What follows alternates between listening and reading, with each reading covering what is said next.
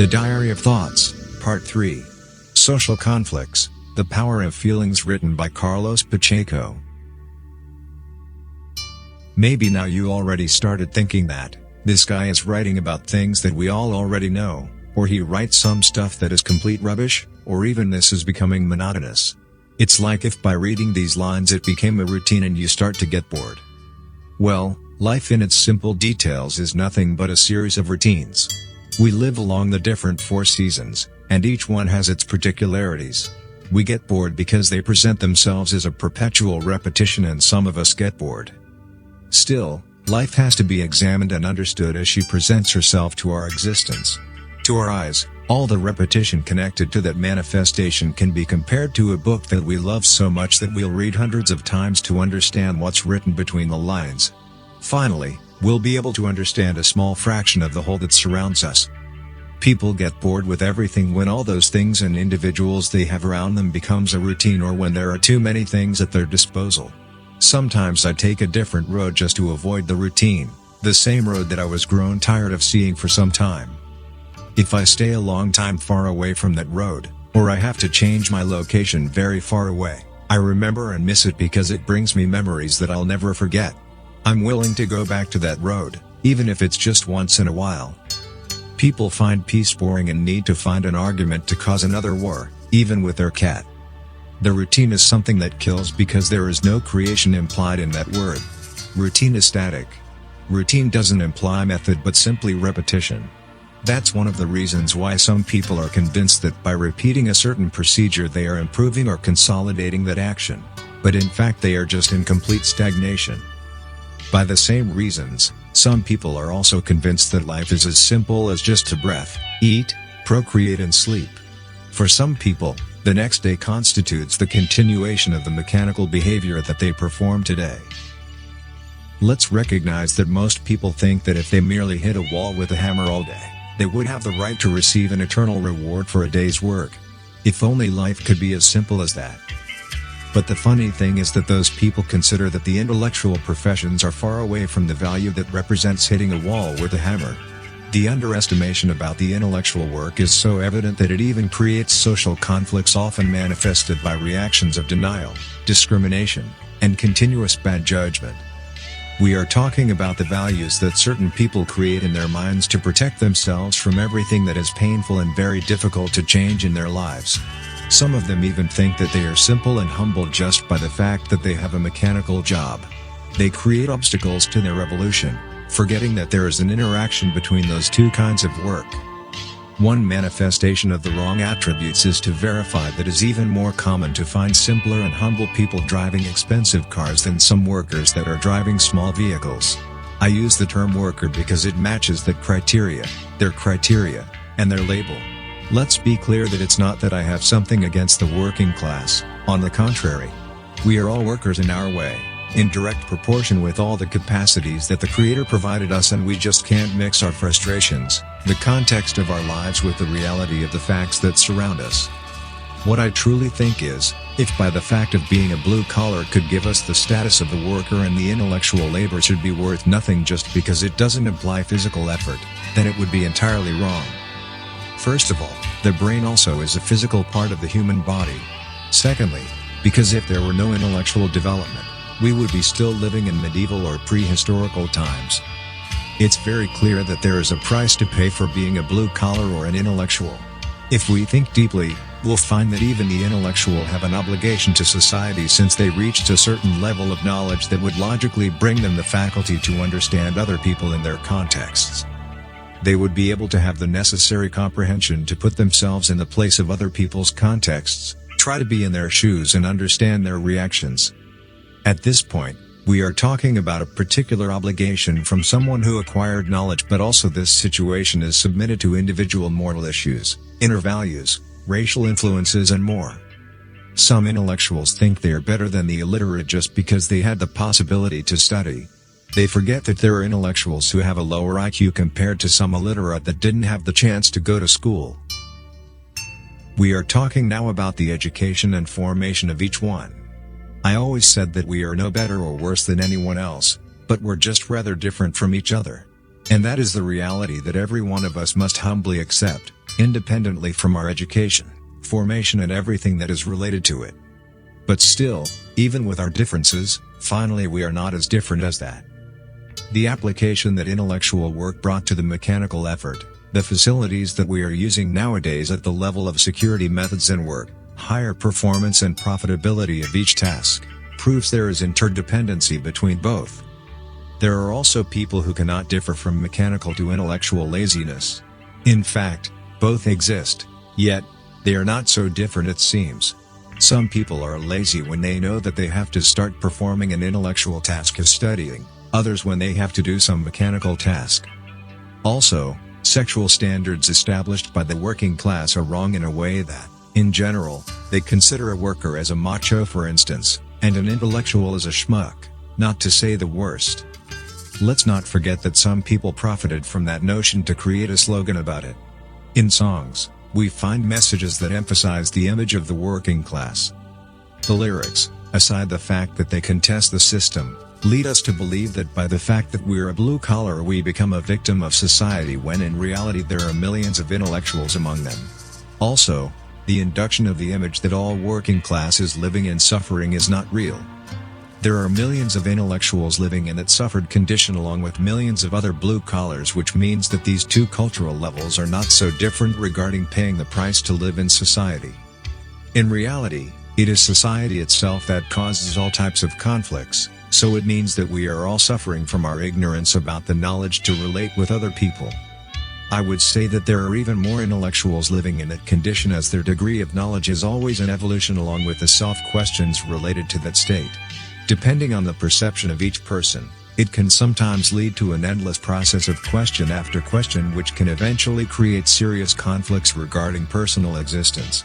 I call it the difference between living and merely surviving. People who are merely reacting on instinct are just surviving. As in war, some people find it brave to kill other people while in reality, most don't have enough courage to surmount the daily problems that life brings us. Some of them even commit suicide just not to face life as it is, with all its moments of sadness and struggle. Among the working class we find the same problems as among the intellectual class, as we all are human beings with different capacities, potentials, values, principles and different formations and origins. Of course, it is much easier to kill than to respect life. It's easier to destroy than to build and consolidate. Finally, it's simpler to hate and aggress than to love. But in this society, if we are not tough enough to aggress, to insult, to kill, we become a target of lots of labels. After all, it depends strictly on us, on our inner values and our state of mind. It's easier to eat with our hands than to know how to use correctly a fork and a knife, easier to say an obscenity in every 10 sentences than to speak appropriately and respectfully, easier to wear no matter what than to dress adequately and so on. It's like claiming that notions about beauty and ugliness or good and bad depend exclusively on each one of us, and it leads us to the same conclusions and tastes. They want us to believe that a Zippo is better than a Saint Dupont, or that a Lada is more beautiful than an Aston Martin, or a digital Casio is better than a Rolex. A horse is more beautiful than an ape, excuse me. There are patterns about everything, precisely to establish the existing diversity in life. In that diversity, we'll find everything that has to be assumed by the ones who are in favor or against it. The problem generated by the application of constant obscenity in language is that it becomes gradually a culture that can spread its influence like an epidemic disease. Like a plague that can kill and mentally mutilate millions of people as, without being aware, they gradually acquire the same type of communication by exchanging their new inner values. It's certain that the value represented by the word obscenity is entirely different from the word respect or other equivalent words.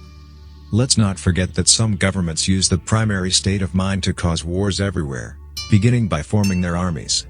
If intellectuals made most part of the population, it would be harder to generate a war. Intellectuals do not necessarily create wars.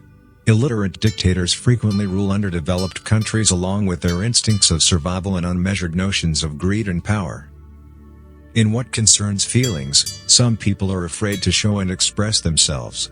Individuals who are in that condition are mostly afraid of themselves, sometimes because they find it a weakness to manifest their inner feelings, but without knowing that the real weakness resides in their lack of courage to assume themselves and become eternally lost in that kind of world of fear, world of hiding. I know a person that since a child was raised in an ambience of pure love and affection where father, mother, and grandparents were always present at any moment. All along the way, and since a tender age, this child had a much disciplined behavior, perhaps too much in terms of an acquired education from her progenitors, namely her mother. Her father was more open regarding giving her all the freedom to decide for herself and let her take all the initiatives that she would like. Her father had been raised that way, and his notion about freedom was very wide. Freedom of action was given to anyone. He always said to her that every child should be raised to the world and not for ourselves as parents, and so the child was raised in that kind of environment. No control, restrictions or whatever. Even with all the love and affection, that child has never been able to come near her parents and say, "I love you, Daddy," or "I love you, Mama." It was not because her parents stopped loving her or never loved her before. All along her life, her parents did the possible and the impossible to provide her the best there was. Year after year, a complete devotion to their daughter was practiced until she became an adult. Never once was that child, now a grown-up woman, able to show any feelings.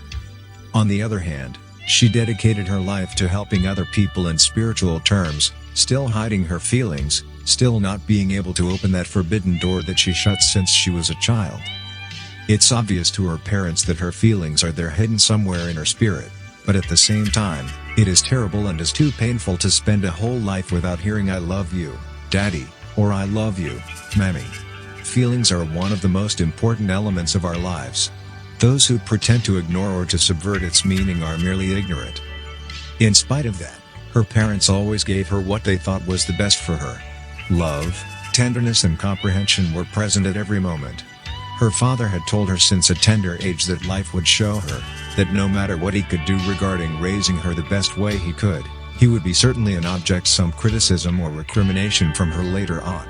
He considered his behavior as the most honest and realistic way to express yourself to your child. By doing that, we are assuming our inability, limitations, our involuntary faults as a father. As perfection doesn't exist, this condition is extended to all human beings as we continually fail without knowing so. As long as we think that we are doing our best, we often have the self-notion that we are doing nothing wrong, nothing that can be put into question by others, mostly by the ones we love the most. The role of parents is fundamental to a child's existence right from the first moments of their lives. Depending on that, we all create our foundations, but it also depends on the reception and interpretation that the progenitor's action can cause in the eyes of a child, even if those actions are extremely positive.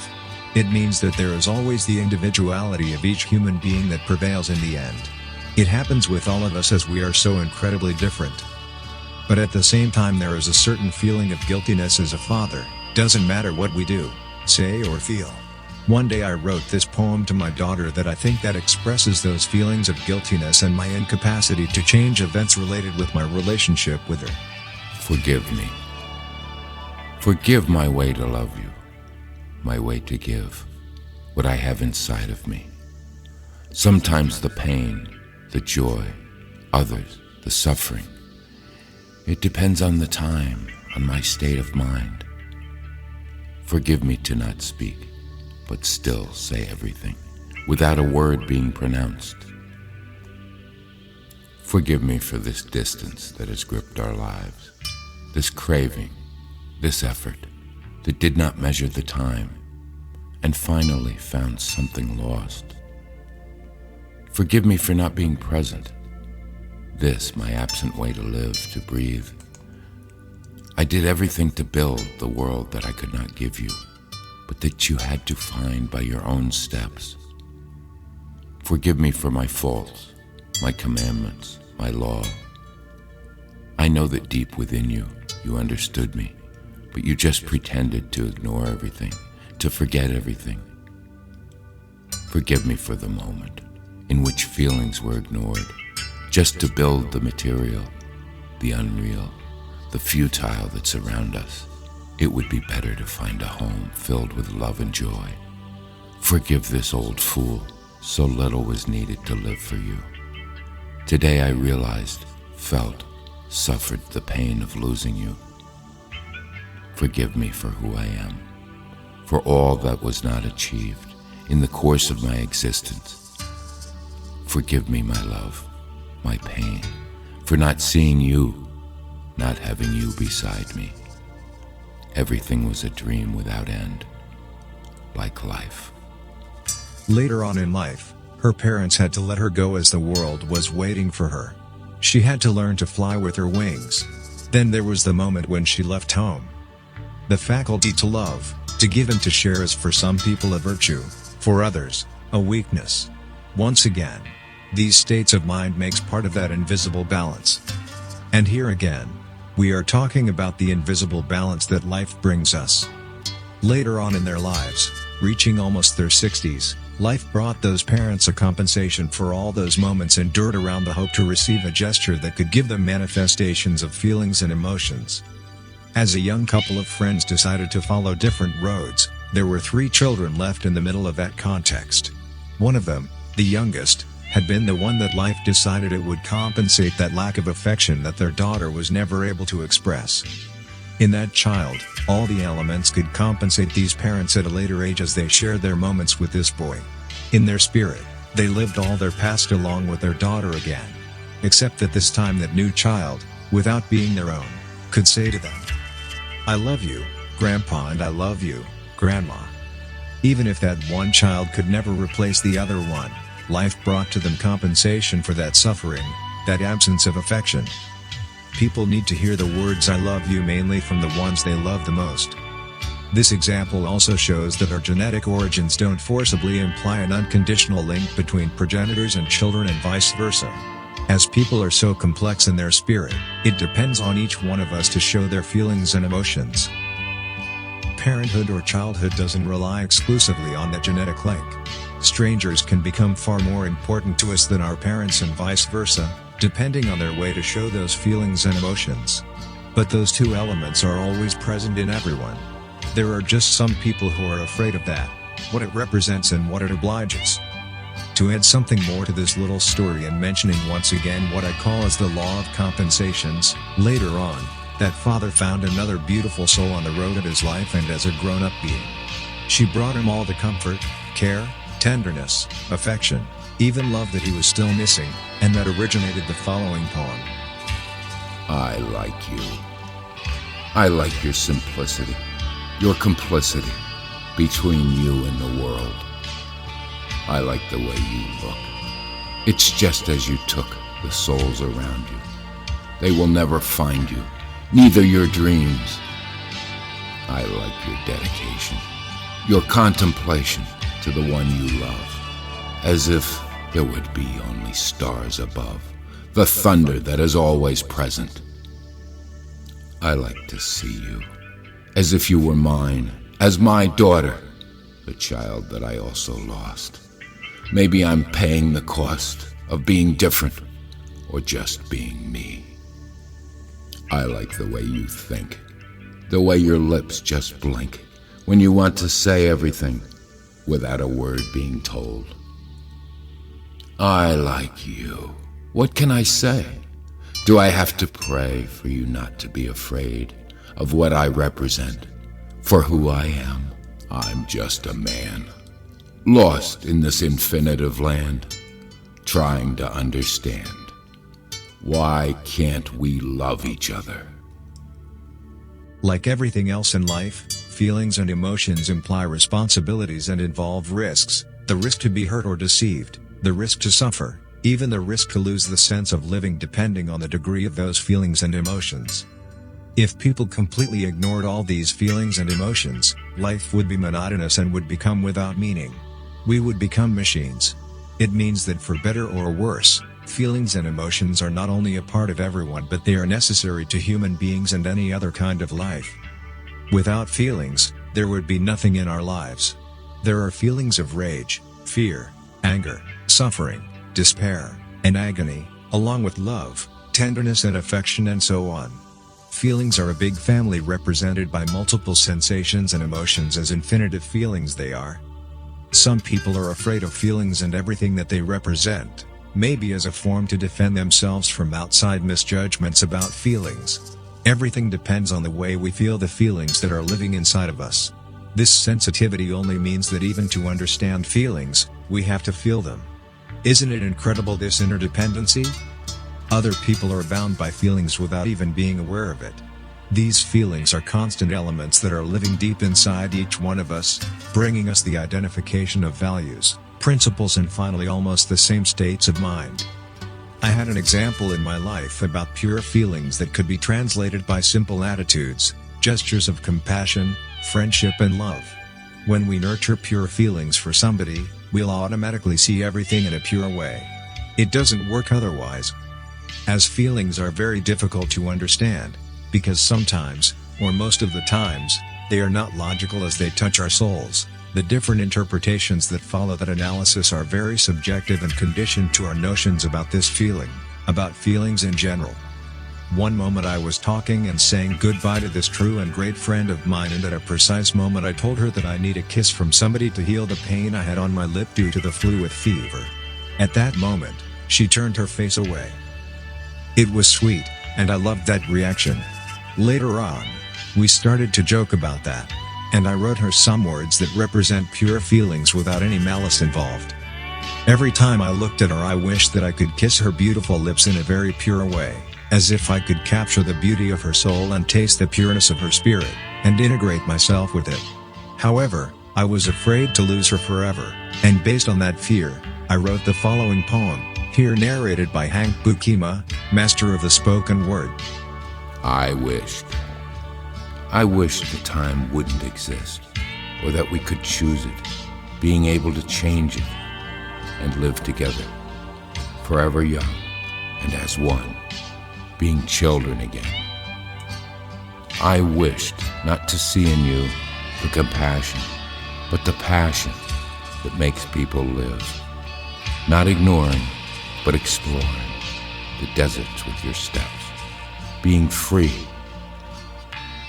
I wished I couldn't read your dream, what makes you scream that you want more. Open a new door for your happiness.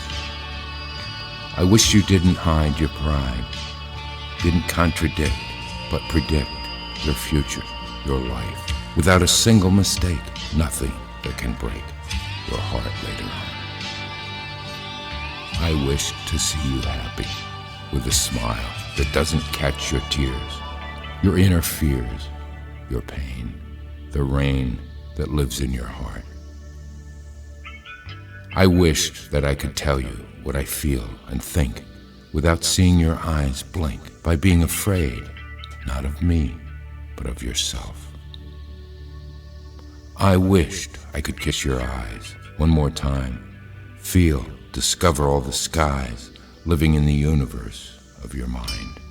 Embrace your face and stay there, dreaming, sleeping like a child.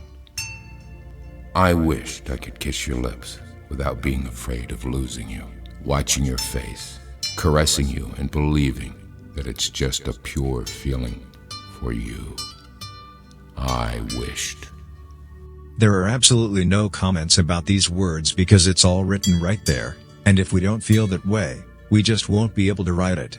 This poem is what I call pure feelings. If those feelings leads to another stage of feelings, it will be a natural process from our hearts, from our feelings, still being pure. There is nothing wrong with embracing pure feelings. Depends on your heart and feelings. Friendship is born from that identification and communion of spirit, and that form of love comes naturally along with it. Some people are afraid of it as they simply don't understand it, mostly feel it that way. Love within a couple is a feeling that is irreplaceable and different from any other context of feelings. Once again, I am talking about two people as a single one, as a whole. For those who really can achieve that level of feelings, it's a real fortune, maybe the greatest one that they'll ever have in their lives. Everyone who tries to contradict that fact is a pure liar and coward, mostly towards himself, unable to identify, or at least try to determine without fear, the feelings that are living inside of him or her. Love each other. Everybody loves to be loved since the moment we were born. It's all about feelings, nothing else. The Diary of Thoughts. Written by c.Pacheco. End of part 3.